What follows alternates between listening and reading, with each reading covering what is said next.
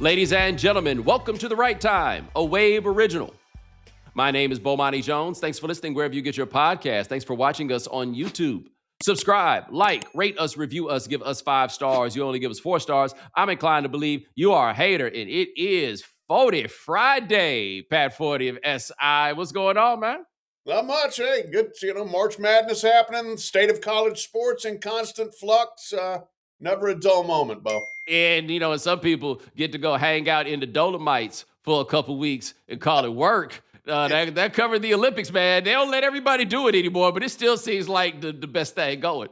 It's phenomenal. As has been said, it's the only thing worse than covering the Olympics is not covering the Olympics because the logistical hurdles are ridiculous, right? Of getting anywhere, language barriers, et cetera. Days are incredibly long, but you want to be there, and then the stuff you get to cover is ridiculous. I got to cover both gold medal hockey games before they became political touchstones. The skiing, hanging out in the Dolomites, walking around Cortina, Italy. Not terrible. I recommend it for anybody. Yeah, you know what else is a really long day of covering stuff that we've done? Conference tournaments. Oh. You give me the option of the grueling day of the conference tournament or the grueling day of traversing the Dolomites. Traverse it shall be, bro. I mean, I love a conference tournament. It's a lot of fun to cover, though. They are, but you're right. When it's game 4 and it's like 11:30, and you're sitting in some half-empty arena.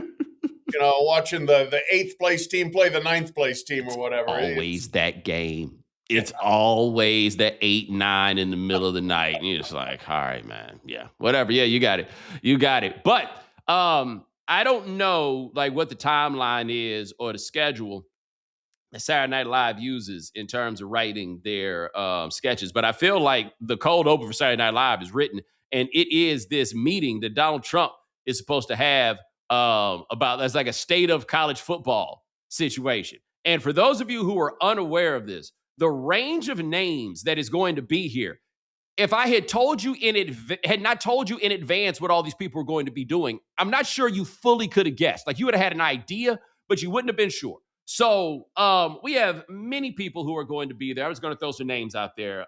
Nick Saban is going to be there. Mac Brown is going to be there. Urban Meyer, okay, he's going to be there. Notre Dame's athletic department director, Pete Bavacqua, will be there. The ex-AD at Notre Dame will be there. Jack Swarbrick, former AD at Oklahoma, Joe Castiglione will be there. Tim Tebow will be there. Charlie Ward will be there. Some of you may not have thought about it in a very long time, but suddenly I have some idea of who Charlie Ward voted for, and it's disappointing. Cody Campbell, who has $1 gazillion and has single-handedly made Texas Tech a relevant player. But to be fair to him, I have to say he's not a fool. He's just a tiny bit diabolical. We got all these athletic directors, but also this. Adam Silver's going to be there. Rich people like David Blitzer and Mark Gannis and Jerry Cardinale. I have no idea who those people are. I just know they're rich. Tiger Woods is going to be there. Bryson DeChambeau is going to be there. Condoleezza Rice is going to be there. The president of ESPN, the president of Fox. It's like anybody that ever watched a college football game is going to be there. And as one of our colleagues who need not be named learned the hard way, just because Trump says y'all going to talk about college football doesn't mean you're going to talk about college football. This is where we are. Yeah. This is total, SNL cold open satire material if we've ever seen it, because what the hell as I've heard say by people in college sports, the bigger the meeting, the less likely things are going to actually get done. This is a pretty big meeting, disparate people who aren't, can you imagine Tiger Woods, who famously does not like to waste time, sitting there trying to lock in on what the president of Tennessee is saying about what we need to do? What is he going to be possibly interested in this about? Bryson DeChambeau, seriously? Yeah, well, I went to an SMU game once. Okay, appreciate that.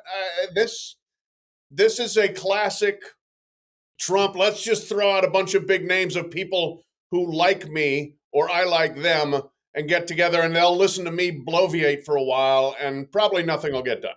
And also, to be fair to Trump, which I am loath to say, but is the case, this is what the college sports infrastructure has begged for is, could somebody else come fix our problems for us at every turn? Like, just, hey, what if this gets so bad, then somebody has to come in and fix it? Yeah, let's go ahead and give that a try. Like, this is in part what they asked for, while also, what in the world are we doing here? Like, I'm trying to imagine with all those people, there's going to be like some measure of introduction. I don't know what could the minutes possibly be, or the agenda possibly be. All right, so like, who wants to go first?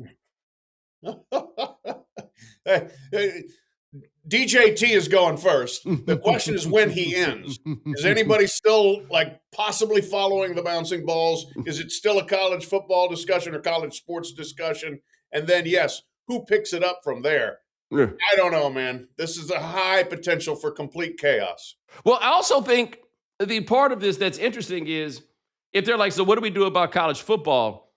It's not like there's one thing, right? Like we're going to fix college football. That's not the same thing as fixing your car, right? Like, there's fixing your car and then there's tuning up your car. If you tune up your car, there are a million different things that you might do. But if you're fixing your car, this thing is broken, and so we're going to fix this thing. This isn't that kind of car, right? Like, if a car had as many things broken as college football, you could never have that many things broken at one time. It's like the radiator hose is detached on this as is now. It needs a new timing belt. And I think that's the biggest one. It feels like at any point, the piston, like the engine block, could get cracked at this at any point, because so many moving parts are there. And I was thinking to myself, if I were going into that meeting with good intentions, I don't even know where would I start? What would be thing number one that we supposedly need to deal with? That's a great question, because it is. It's like you have 99 problems and the ways to fix them are not, there's no consensus on how to do it. If you're going to start somewhere, I think you start with transfers and eligibility lawsuits, right? I don't think there's a great appetite for seeing 25-year-olds in their 7th year saying, you know what, I'm not good enough to make the NFL or the NBA. I'm going to go sue in court for somebody that still needs a quarterback, So there's not a great appetite for that. And then secondly, the constant transferring, to me, diminishes both the academic part of this whole thing, which does theoretically still exist. Secondly, the attachment, I think, of fans to schools. Like, if it's every single year, like, I don't know any of these players. I think that diminishes the attachment there. So those would be the two places I would start. But look, those are the two areas that, certainly in the transfer area, college sports has gotten its butt kicked in court constantly. The eligibility things, they've had a little better success, but it's a constant legal challenge there. So, can you sit there in the new East Wing ballroom, the gilded and ornate ballroom, and come up with a plan that you can then go to Congress and say, here, enact this, and save us from having to go to court 73 times to make something happen? I don't know. I think this is going to be a lot of theory and a lot of discussion. What it tangibly leads to remains to be seen. Yeah, like, I feel like, to me, and maybe it's just a broad thing, but like, the only thing that is worth taking the time to discuss at such a meeting, to me, is we have got to figure out what steps need to be taken so that we can come to some sort of agreement with players, so that we can then legislate and negotiate out some of these issues. Because their biggest issue, you just pointed it out, is everything they used to do, now they get sued for it and they lose. Yeah. Right? Like, everything that kind of made this game work, now they all get sued. The other thing was, for them, the fundamental part of what they did was this idea of amateurism. And it was like, hey, if you get some money, then that means that you can't come participate over here, except now they give people money. And so now, okay, so like, what is the idea of being a professional? Trying to figure out how to deal with this idea. And this, on the player end, I don't know how they legislate this out, but I do not have kids that have been of college age, but I have taught quite a few of them, and I know enough to know this. At those ages, you may pay them like they're professionals, but they're not pros. Like, they're not of the age. Like, it's different if you got like an 18 or a 19-year-old on your team full of adults, but when it's all of them, Like, right? Like a bunch of them, they make such horrific decisions. This isn't they're not capable of, the idea that you give people money and then all of a sudden they turn into what you think the money is supposed to represent, right? Like it's just not how it goes. But we had my buddy Joel Anderson on here a couple of weeks ago, and he was talking about the collective bargaining idea for players, which really gets to the biggest thing is that will the NCAA and its members ever come to terms with the reality that they're just going to have to declare these players as employees? It's the simplest way to it. Just don't talk about it that much because, like you agree, I don't think there's a great appetite for the idea that they are professional players. But if you just get that in the paperwork and then go from there, it gets a lot easier to fix this stuff. Well, undoubtedly, that's the biggest stumbling block, right? Is the fact that there is no we have a pretend system of non-employment when it's increasingly obvious that they are employees in an employee-employer relationship. I've had people, who make their living in administering college sports who say we can't do it or we'll all be bankrupt. The point there being we can't do that and have all the other sports. So that's kind of become, I guess, the conflict point, the tension point is, yes, the football and basketball players are employees. We need to collectively bargain. That would be the best way to do that. Everybody else doesn't necessarily fit that parameter. And if we turn this solely into an employee-employer relationship with all the infrastructure that would go along with it, we can't afford the other sports. And that's where I think there'd be a lot of pushback from people saying, no, we want college sports to be all this other stuff too. So how you get out of that, I'm not sure unless you take football especially and just break it away from the university. And you have Crimson Tide LLC, and you pay rent to the University of Alabama to use Bryant-Denny Stadium, and you pay a licensing fee to use the logos and the colors and the school fight song, but your coach and your staff and your players are employed by Crimson Tide LLC, and they don't even have to go to school then. Then we don't even have the charade of them, getting a 3.4 when they never set foot on campus. So that, I think, maybe the way you can get out of this, but I don't know whether anybody wants that either. So I think you raised a very interesting point that's important because you talked about the academic element of it being somewhat theoretical, right? But there are two things, right? One of them being these boys are still going to have to live a life after they play these games. And we're going to, look, you can write it down. These stories are going to start coming in 5 years, maybe 10 years, about how all these boys got all this money and all of them are broke, right? Yep. And it's not going to be because of anything necessarily terrible, but that's just how people of that age spend. And if you get yourself acclimated to a certain lifestyle, you're not going to be able to dial it back. The advice economy around it is terrible, so forth and so on. But professional athletes don't keep all their money. We're going to find out. These guys are going to be broke, right? The idea, it used to be that the football or the basketball or whatever it was the way to get the education. The education was the beginning of what was going on in life. Now, a college degree makes you less money, relatively speaking, than it ever did in the past. I totally get that. But you don't even have to go to school. You know who that sounds really cool to? An 8-year-old. An 8-year-old is like, ooh, we don't even have to go to school. And I'm looking at that like, well, first of all, the girls are there. I know not everybody cares about that, but the girls are there. You're not really doing anything else. You'll want to hop over there at least every now and then. But I don't think people are honest about the fact that we're not just in this for the football. Like the football or the basketball is nowhere near the quality of professional, right? We're in it for the totality of the situation. And I was thinking about this. I don't know if you saw this stat that 22 players in America this year will participate in senior night in basketball at the only school that they attended.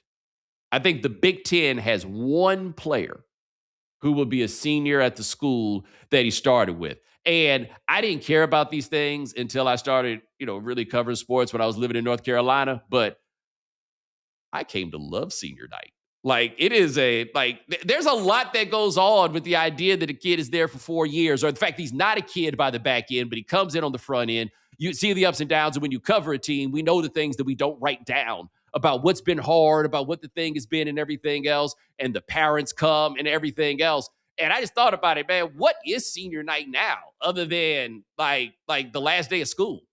Yeah, right. The last day of school at the last of your 5 schools. Yes.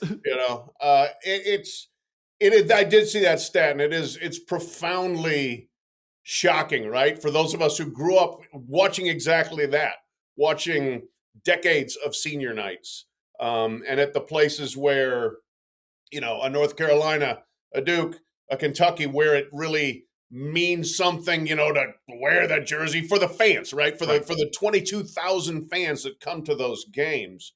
And I had 3 kids that were college athletes, and we had seniors day for all of them, and they were all at the same school they started. And I don't mean to go old guy radio here, but there was incredible value in writing out some of the stuff they wrote out, where they wrote it out, and then graduating with peers, friends, colleagues that they're still with, great friends with. During a lot of this transfer stuff, I wrote a story in the summer about some of this, and looked at AJ Storr in particular, basketball player who is at Mississippi now, had been at Kansas, been at Wisconsin, St. John's. So it's like different school every single year. Nice young man. Hope the best for him. But the process of writing this and talking to other people, like, where do you go for homecoming? What letter jacket do you have in the closet? Do you belong anywhere? And you talk to like Matt Painter at Purdue is really good on this subject too. You come to Purdue, you're good, you're bad, but you're on the team for 4 years. Guess what? Somebody in medical sales in Indianapolis is giving you a job. You're going to have a support network of professional opportunities that exist because you were a Purdue basketball player for 4 years. If you're a Purdue basketball player for 1 year, you go somewhere else, they may not be that invested in you in the next place. So there's a lot of give and take that comes with the freedom to move around every year. Yeah, and this is something that I don't think is going to come up in that room that Trump put together, because one thing I noticed about the room they put together was nobody is there to speak on the interest of players, right? Like the only former players, Charlie Ward won the Heisman Trophy 33 years ago, right? Like Tim Tebow, I think he's got to be 40 now. Yeah, Tim or like Tebow it's pushing 40. Yeah, right. Tim Tebow was a senior in 2009, I believe. Yes. So, 70, yeah. I mean, and let's face it, Tim Tebow was your grandfather's player in 2009. Like, that's an old school guy. He's not going to be sitting there relating to the 2026 realities of things. Yeah, and boy, it's funny too, because Tim Tebow would have made $150 million if he had played right now. Absolutely. Yeah. He wouldn't have gone nowhere either. That's the other part. Like, I feel like he's the one. Like, it's been very interesting watching the way that Archie Manning is managing his grandson's career, where it is very clear he let him know early, you don't need this money. You don't need to go anywhere. You are going to be here for 4 years. Like, people laughed at my guy Nate Tice when he said this, but I think it's true. Arch Manning would be the number 1 pick in the draft this year. And this was never a consideration. Nope. We gonna ride this thing out here. No doubt. No, I mean, look, that's been a long game play the whole time. And it's not just Archie, but Cooper too, his dad. And they, I think they looked at this and said, you go redshirt, be a happy backup, and then be what you can be. But there is no reason in that family to say, I need to go pro after 3 years. I need the money, or I need to go prove myself. There will be plenty of chances for that. Right. That is a privileged situation. Not necessarily not an unearned privilege, but it's a privileged situation. Yeah. Hey, man, you take the flexibility as you get it, right? And he's the one that has it. And I'm thinking about just the idea of what these guys are meeting about, or what there is to possibly talk about. And I wonder, like, the things that you and I just talked about, and we are, we're saying this as not young people necessarily, but also as people who've been around this in various capacities for a very long time. I wonder who there is in the room, or if there's anybody, because everybody there really has a tie to money more so than anything else. Does anybody stop and take a moment to be like, hey, so why is it anybody likes this stuff in the first place? Like, that's the thing that I notice so often is no one ever asks the question of, so why are people here? Like, that's how you wind up with New Coke. Right? Like, you ignore people were here because they like the way it tasted. Now you think you're going to change it and everything's okay because it's in the same can? No, bring us back the old shit. And they brought the old shit right back. On this one, I wonder if anybody stops and asks themselves, so why is anybody here in the first place? Like, I think a guy like Saban is interesting. And even duplicitous though he may be, Urban Meyer, I do think that those guys both believe in something fundamental about like what this experiment is. Like, I do know Nick Saban absolutely believes that football and everything else can change the trajectory of a lot of these guys' lives, and not just about the money that they could make, but a lot of those things. Outside of money, I wonder if these people are capable of understanding like why people file in to come to these games. It's not because of the quality of play. It's about this whole thing that's been put together.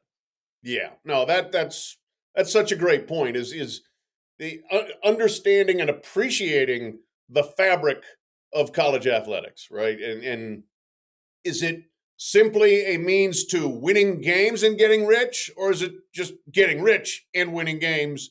But the rest of it, all of it, and what brings 100,000 people to Tuscaloosa, Alabama on a Saturday night, or to 85,000 to Clemson, South Carolina, or 103,000 in Columbus, Ohio, is a bit disconnected from where we are right now. And so an appreciation for what has made college sports special, different, unique, and then how to keep it while also not violating the law and not taking advantage of the players that do the work that makes them so popular.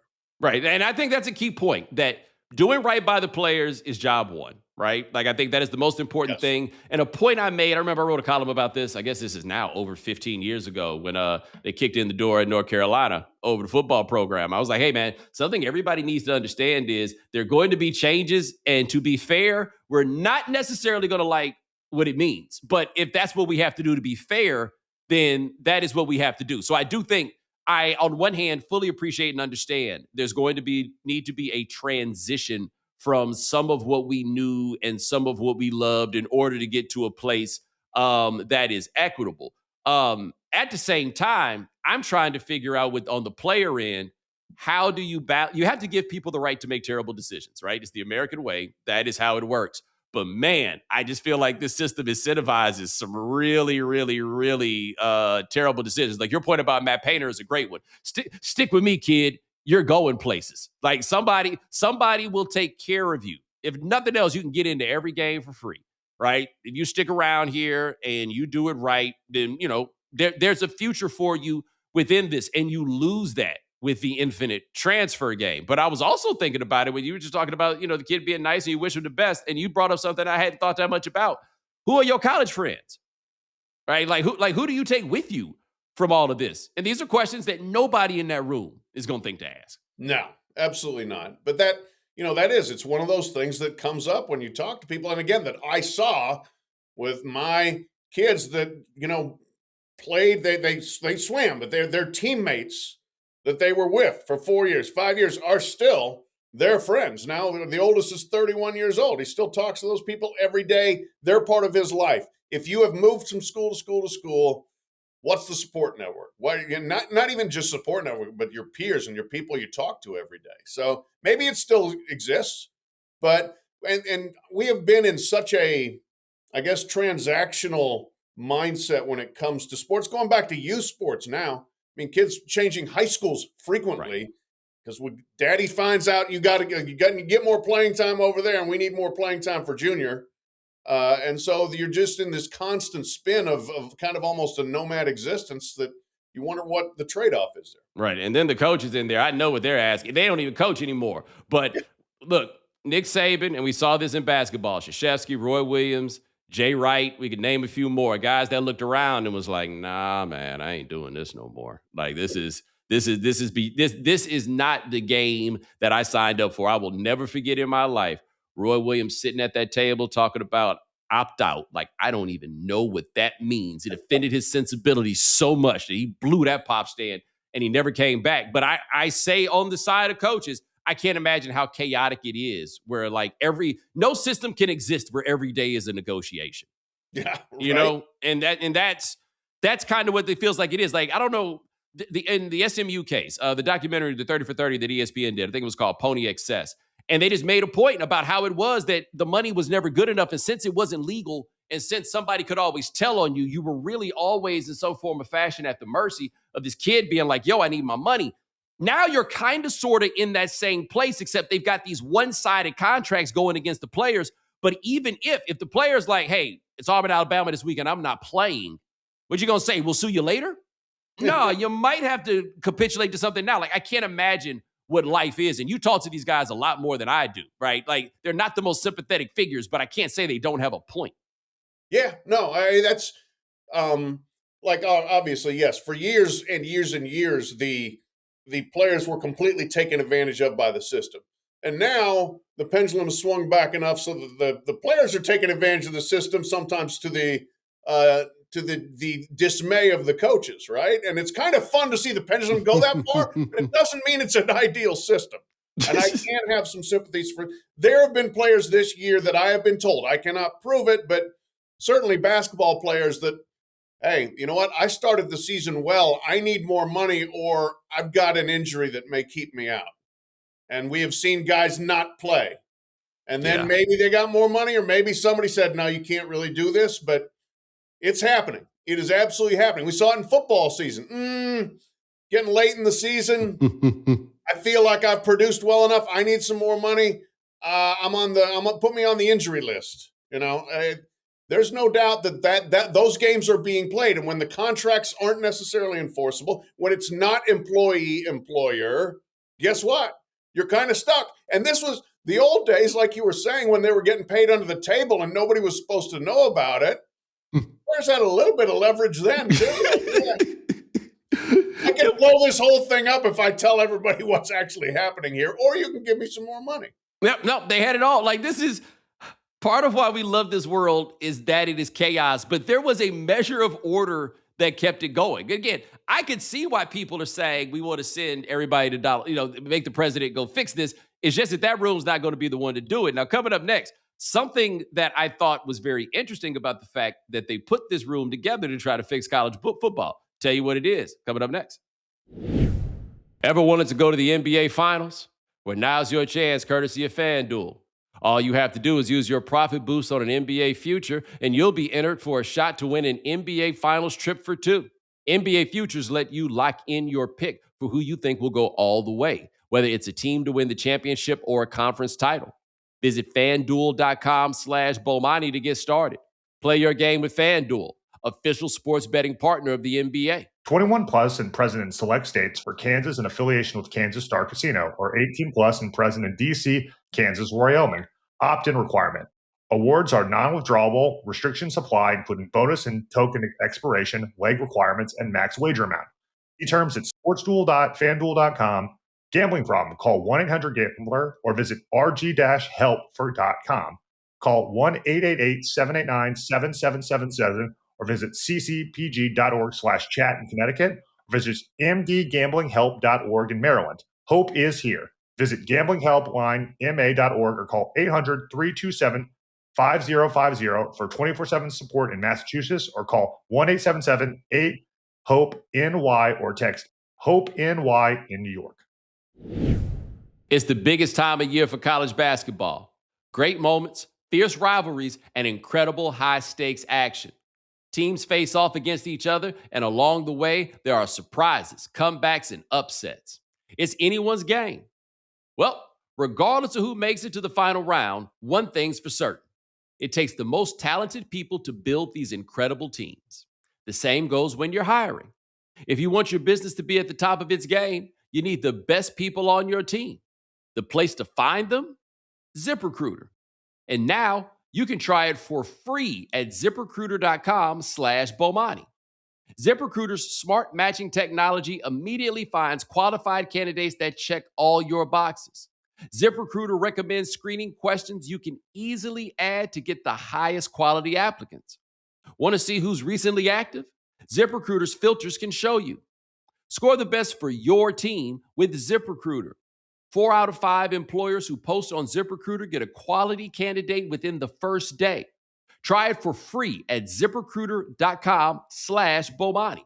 That's ZipRecruiter.com/Bomani. Meet your match on ZipRecruiter.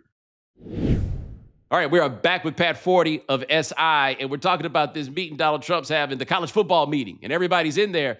And you know it's about politics because it's just about college football, right? Like that is seen as a certain red state, red meat sort of situation when, as you and I discussed, I think the broader issues are about just the relationship with players and what needs to be codified. And then from there, the transfer portal, which, look, it made sense in the past that you had to sit a year for transferring, right? I mean, I think there's an argument that it made sense to have freshmen in eligibility. But the problem is it has been struck down by the courts for fair and good reasons, right? I don't think it ultimately serves in most cases, but understandable that they're there.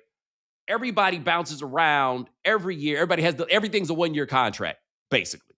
And this, I think, is actually a much bigger deal in college basketball than it is in college football. And the fact that basketball is not in that room points out, again, the political nature of that, but especially where a basketball player can swing so much, where, look, the top level guys, right? The Cameron Boozers, the young man at BYU, Darren Peterson, they're not going to another school.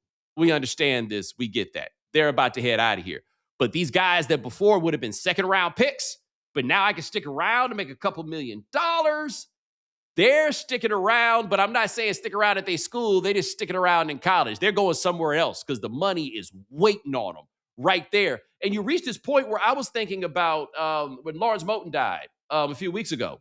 And I was like, that sort of figure that I will remember forever, but was not an NBA player. Like you remember the Sox, he was just a guy, but he played at Syracuse forever. So you knew who he was. That's the part that doesn't exist anymore. No, yeah, no, that is the endangered species of college basketball for sure, is that high-level college player who's in one place for 4 years or whatever amount of time and becomes, a fan favorite for life. Lawrence Moten in Syracuse, right. And you can find many examples of them everywhere. But no, that's like, look, it is year to year, contract to contract.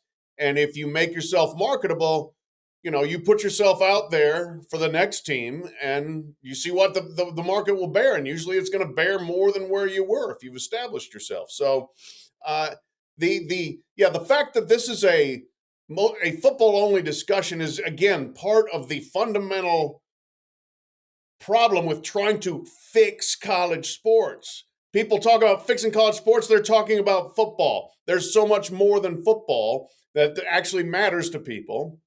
And you can't really get at a solution for everything as long as football dwarfs everything else. Right. And there's an ironic situation going on now in college basketball, the Darren Peterson situation at Kansas. And I just want to say, it appears to me that he is hurt. I don't know exactly how all the decisions are being made necessarily, but what is so interesting is you didn't have situations like this when the guys weren't getting paid, or, hold on, let me put them finger quotes in there, weren't getting paid. But one would think that with the payment that there would be a greater incentive to go out here and thug it out a little bit if you get hurt. But no, actually in this world, the economy around him is like, yeah, this is cool, but the real money is waiting over there. But the real money was always waiting over there. And I don't recall there ever being a scenario that feels like this one. Again, because I don't think he is well. I can only imagine what the conversations are that are going on back and forth around that. But you would have thought the money should have cleared up this problem. You would think, but it is fascinating because I think that was the hope by coaches and ADs is like, well, now they really have to play all the time and they got to play hard and maybe even play hurt. And we're paying them now, but no, that dynamic has not really kicked in. And especially, again, what's the power of the contract? Is the contract really actually serving to protect the school, or is it just serving to enhance the player's compensation? And especially when you are one and done, like these guys, I mean, it is a phenomenal group of freshman basketball players. Yeah. Phenomenal. And they have established, all right, I am good enough to be picked in the top 10 of the NBA. What else do I really need to do here? I think the vast majority, I agree with you on Peterson. When he plays, that dude wants to win, it looks like to me. I mean, that guy wants to win. But is there still something somewhere saying, you're hurt just enough that let's just not. Right.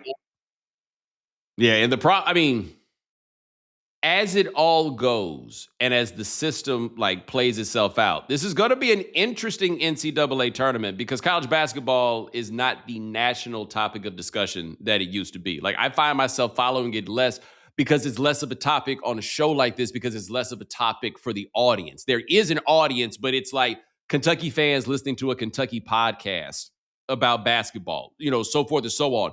But you just mentioned this is a class, like the last class that I remember being discussed in these terms was 2014. Now, that didn't exactly pan out with Andrew Wiggins, Jabari Parker, Joel Embiid, Julius Randle, Aaron Gordon, Marcus Smart. We got he wasn't a freshman, but we got a handful of other guys that were there. This one, though, when I have seen those guys who are at the top, we seem to have like superstar possibility here. But some of this mobility and the things that we're talking about is kind of why this isn't the thing that it was. Like if we drop Zion Williamson off in this year, does he become the phenomenon that he did in 2019? Yeah, great question. Probably not, just because it's a crowded landscape, as you said. I mean, Peterson, AJ DeBonsa,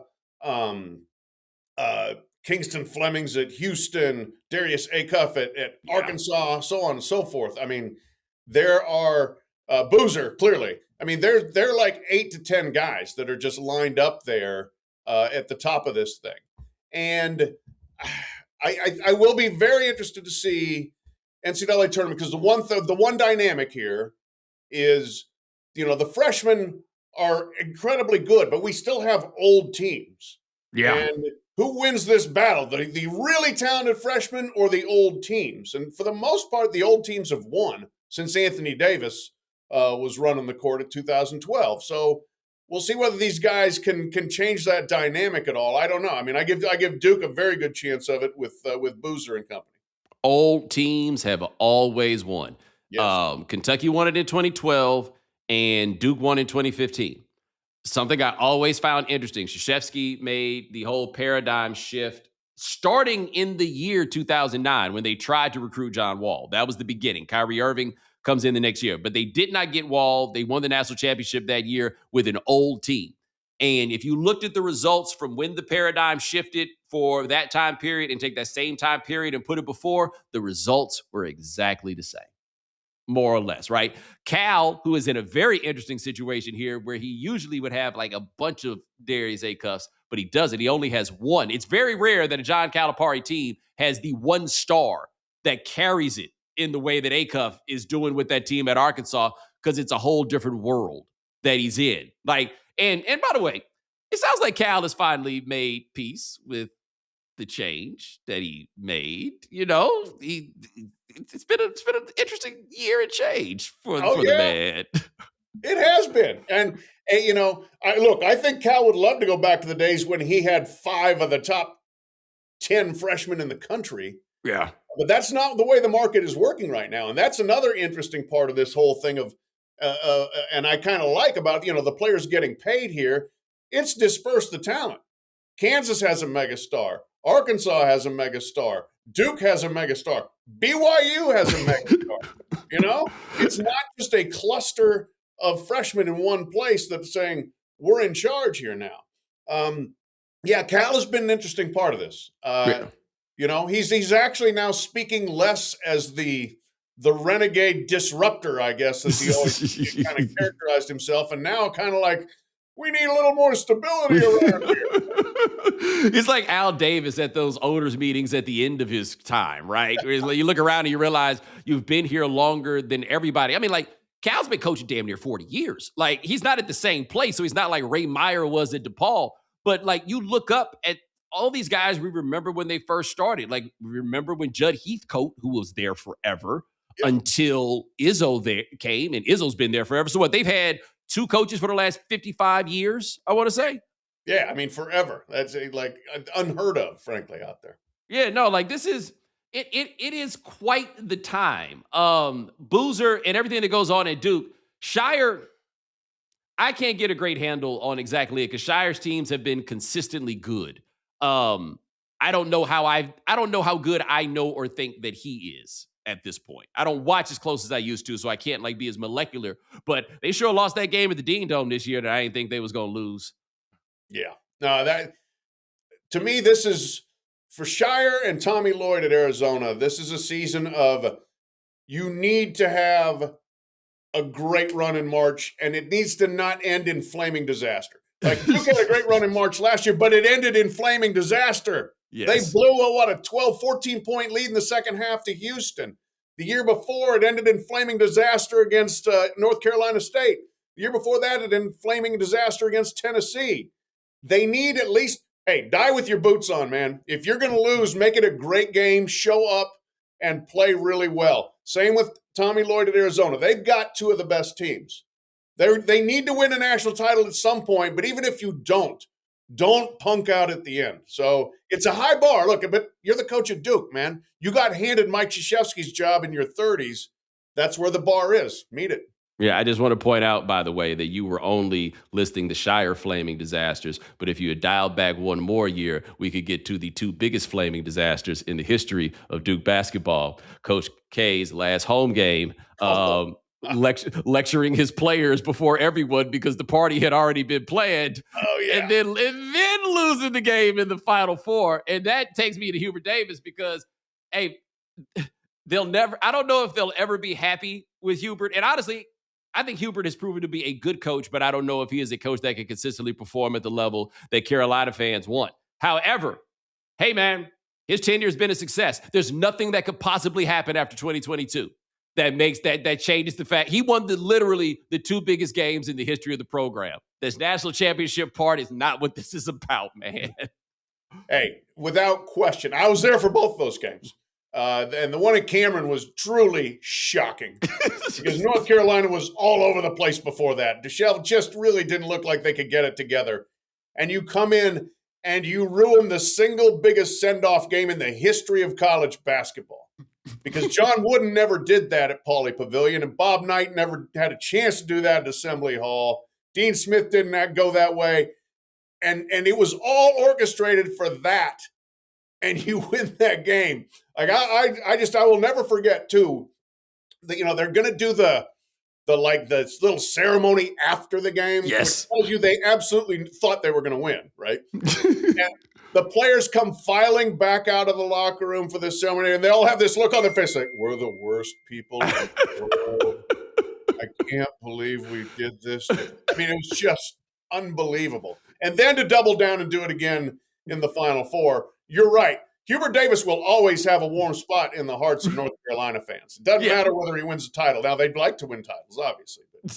It was so funny leading into that because I was talking to my guys in North Carolina, and they would come across people who would be like, well, Coach K, he doesn't really want all this attention. She must be crazy. Like this was a preventable set of circumstances. And what will shock me about that forever is when Carolina was terrible in 01 and 02, and Krzyzewski, I think they played them in the ACC tournament where Carolina had to play in the game they used to call the Les Robinson Invitational, the 8-9 game for the privilege of playing against the 1 seed. And so they were so bad they were in the 8-9 game, and then they played Duke, and then Duke beat them, and they were getting a little too happy about it. Krzyzewski came and told them, hey, it's not going to be like that forever, right? Like you might want to be easy in the way that you handle this. And it's so funny that his recognition that they're never really dead did not kick in about what to do in this moment. And it's Paolo Banchero just sitting there like, man. Yep. We let the whole school down. And Mike Krzyzewski is not the kind of person to come and tell you it'll be okay. It's not your fault. No. I guarantee the practice the next day after that. Oh my God, it had to be a bloodbath. Let me tell you, that is a documentary we need to find a way to make. Is the day after practice, right? Like there's people with their recollection of something happened this day and the next day was the worst. Or my favorite, the story of Dino Gaudio after they lost to Cleveland State in 2009 at Wake Forest, a team that was Final Four good and lost in the first round. And Gaudio tried to have practice the next day. This will shock you, but James Johnson did not go. Yeah. Dino Gaudio didn't quite have the weight to pull that one off. No, and then I forgot about Dino Gaudio. Did he have to go to jail, or did he just simply get a felony? Yeah, he did not go to jail. I honestly can't remember the resolution for that, but I mean, it's just another federal investigation at Louisville basketball. There's been like 3 of them. It's hard to keep them all straight. An underrated college basketball story for those who don't know. Gaudio was an assistant at Louisville, and they were letting him go, and he extorted or attempted to extort Chris Mack and tell the world about illegal violations. And as was the case with somebody, and in that case, completely wrongly tried to extort Josh Pastner, they just called the cops. Yeah. There's been a long history, frankly, of extortion in college basketball because nobody ever calls the cops. Louisville did. It's incredible. It does remind me. I hate to divert here, but sure. What we've been talking about the old underground economy. This is back when players could go straight to the NBA out of high school. Yes. One of them had signed with a college to play and had taken a large sum of money from that college. And then he went straight to the pros. The college sent somebody out, basically not quite a bounty hunter, but somebody said, go get our money. And went to the guy's house and was like, I need the money to give back to the college that you took. That's how things worked back then. What a time. Speaking of college shenanigans, have you seen this story from Cal State Bakersfield? I have not. Okay. I'm just going to read it for you. Is the lead going to be enough? Okay, so this is the lead from Shweta Surendran. I'm not familiar with her work at ESPN, but Dateline in Bakersfield, California. The men's basketball program at Cal State University Bakersfield won't turn many heads with this last place ranking in the Big West Conference. But when it comes to scandal, the school could be a top contender. And you're saying to yourself, like, how big a scandal could it possibly be to merit that lead, huh? Cal State Bakersfield athletic department has been in upheaval since August 29th when the then men's basketball coach Rod Barnes opened an anonymous email from a tipster who alleged that Barnes' temporary assistant, Kevin Mays, was also working as a pimp across 4 states. Other lawsuits, internal investigations, dismissals, and finger pointing have only served to deepen the department's sense of crisis. Oh, my. Oh yeah, my. So we'll fast forward a little bit, and criminal charges have been filed. Mays, who is being held without bail, faces a hefty rap sheet of 11 criminal and misdemeanor charges, including felonies such as pimping. He was also charged with possession of automatic firearms and high-capacity magazines, and possession of methamphetamine and marijuana with intent to sell. Separate charges cited him for possession of more than 600 images of youth or child pornography and distribution of obscene matter involving someone under 18 years old. Oh, man. Yeah, so Barnes, I'll say, as this case reverberated at Cal State Bakersfield, the school announced in September that Barnes and athletic director Kyle Condor had left their roles. Mm. And Rob Barnes, who I believe had coached at Ole Miss in the past, he was a somebody. And if I had to guess, he had no idea that this was going on. I mean, the Rod Barnes that I knew from Ole Miss was so square he was divisible by 4. Like, that guy was your good Christian coach. Like, for him to, like, he must have been so removed from minding the store that, who knows? Somebody said, hey, you need to hire this guy. Okay, sure. I just can't imagine him having any idea. But for this to happen on his watch, oh, dear. A pimp across 4 states. And by the way, he is, and this is where it probably has to really hurt for Barnes, he appears to be he is a former player at Cal State Bakersfield from 2014 to 2016. Oh, boy. Right? So he got friends there that are like, hey, okay, we'll go ahead and, and we'll get you on the job. And so, he played for Barnes. Yeah. He played for Barnes. And yes, this is wow. Man. See, that you never know. That's part of the diversity of college sports. You never know where the next "you've got to be kidding me" scandal is going to erupt. And it's Bakersfield, California. And a part of it too also is, hey man, Them assistant coaches is always trying to find a way to get a little bread here and there. That's the Chuck Person. You know, it's amazing Bruce Pearl went unscathed in that situation. And Will Wade just counting down his days to go back to LSU. You know, all these things that happen. But Chuck Person just needed some money. Like the idea that a lot of these assistants were fronting the money themselves, to get players. It's like truly. That's probably the room to get into at the Final Four, the NABC back room at a bar or something, and get those guys all saying, like, how much did you lay on the line just to try to keep your job and eventually become a head coach? Yeah, like these are the guys so happy that somebody else is actually providing the money now. Yeah, right. Like I have to come up with, what was it? Ty Bozeman, didn't he come off like $30,000 of his own money to get Jelani McCoy? I believe so. Yeah. I mean, you got to do some hustling. And now, yes, at least you just go to the collective and say, you do the hustling. Yeah. And you know what, though? There's always more money. Like, that's going to be the next level of this, is we're going to find out somehow that other game is still going on in some form. And see, this is the stuff we need to get them out there talking to Donald Trump about. Can you imagine how enraptured Donald Trump would be if we started talking about those stories? Honestly, if you got all of the assistant coaches who got pinched in that federal investigation like 8 years ago, get them in a room with Trump. That's how you find out what's really going on. Those guys were a bunch of suckers. You never spend your own money. You never spend your own money. You just tell them you'll pay them later, and then one day they ask for the money. You tell them you pay them next week, and then you just stop taking their calls. That was it. Let me tell you, that's something Donald Trump would have never gone for. Paying $30,000 of my own money. Absolutely not. No, that's a dude who knows how to work the angles. You kidding me? Pat Forde, check him out at si.com, covering college sports. Hey, man, I know you're about to head into the real March Madness, covering all of this stuff. Yes, sir. That's a Big 12 tournament next week, and then the big dance after that. So Big 12 Big 12 is going to be a fun one, though. Yeah, it should be good. My man, I appreciate you. And ladies and gentlemen, thanks so much for joining us here on The Right Time. We do this 4 days a week. Ryan Brumley had a thing behind the scenes. Thank you, sir. Hit the voicemail line, 323-596-7767. Remember, follow The Right Time. Subscribe, like, rate us, review us, give us 5 stars. You only give us 4 stars. I'm inclined to believe you are a hater. And we'll talk to you guys in a couple of days. Take it easy.